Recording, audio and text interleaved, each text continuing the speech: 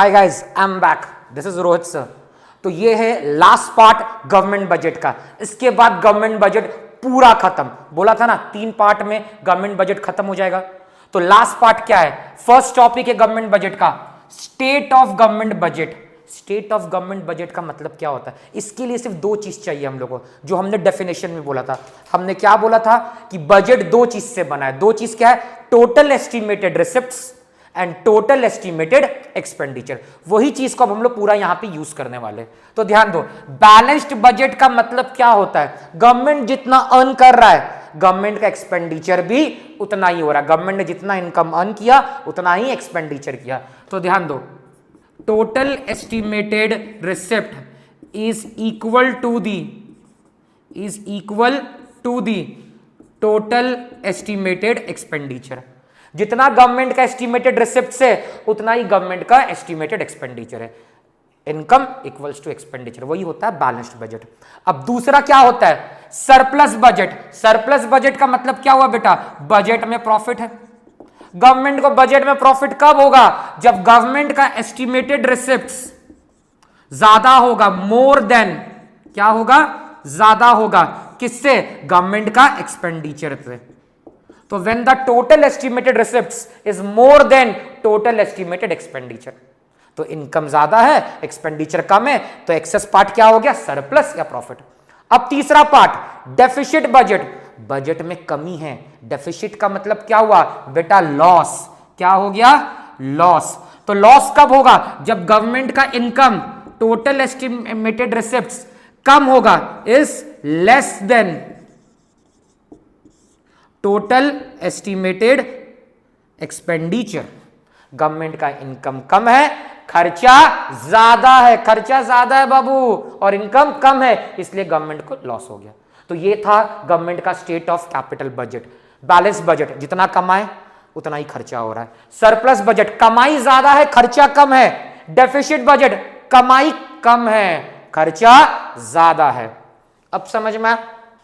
अब ये deficit budget को आगे कंटिन्यू करते हैं। वो हो गया बजटरी डेफिसिट। ये दोनों सेम है, अलग अलग नहीं है।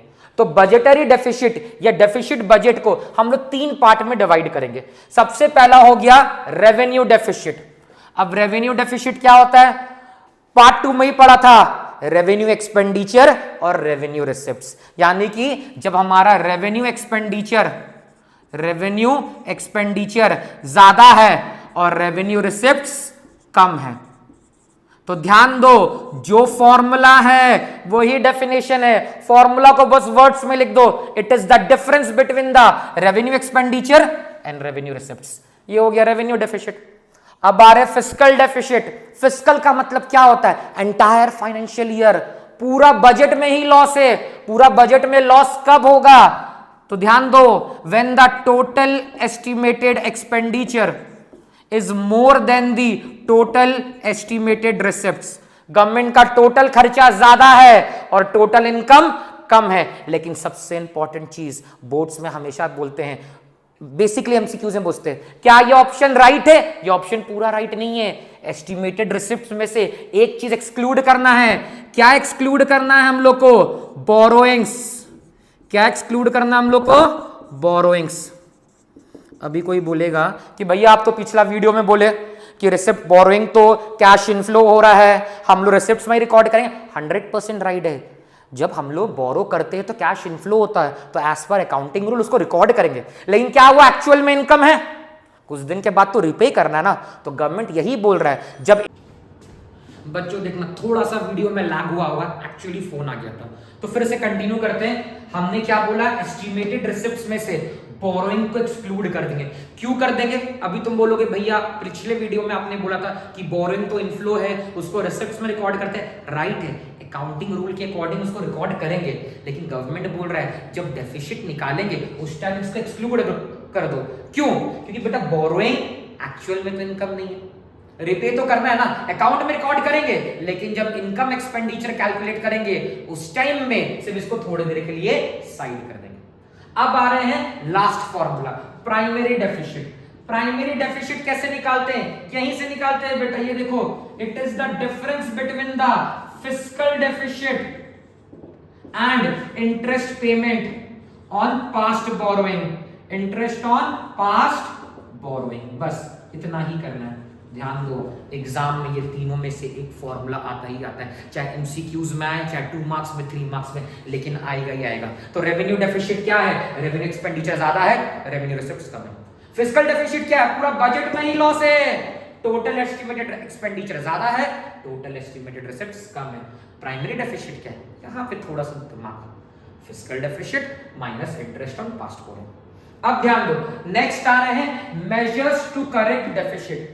अब ये जो पहला है ये हमारा जाएगा रेवेन्यू डेफिसिट के साथ, और जो ये दोनों है ये हमारा जाएगा फिस्कल डेफिसिट के साथ। बता रहे क्या है? तो मेजर्स टू करेक्ट डेफिसिट में क्या आएगा? सबसे पहले तो मेजर्स का मतलब क्या है?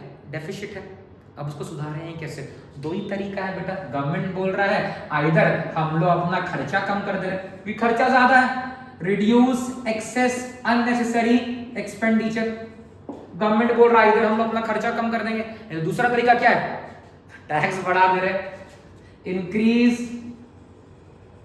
Tax and non tax revenue. तो गवर्नमेंट दोनों direct tax, indirect tax, fines, penalties बढ़ा देंगे। नोटिस करो पहले चालान 100 का कटता था, अभी थोड़ा ज्यादा है, लेकिन क्यों? क्योंकि एक्सपेंडिचर ज्यादा है तो मेकअप करने के लिए कुछ ना कुछ तो करना पड़ेगा। तो वही चीज, तो रेवेन्यू डेफिसिट को करेक्ट कैसे करेंगे?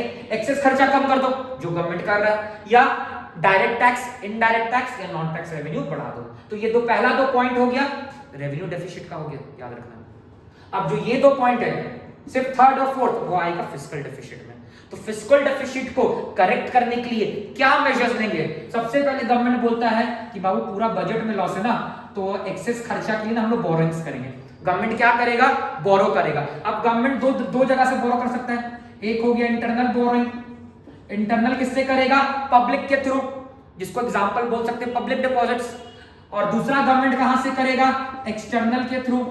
एक्सटर्नल में बेटा क्या आएगा? एक्सटर्नल में आएगा world bank, IMF, international monetary fund, या गवर्नमेंट ऑफ अदर कंट्री, वो आएगा।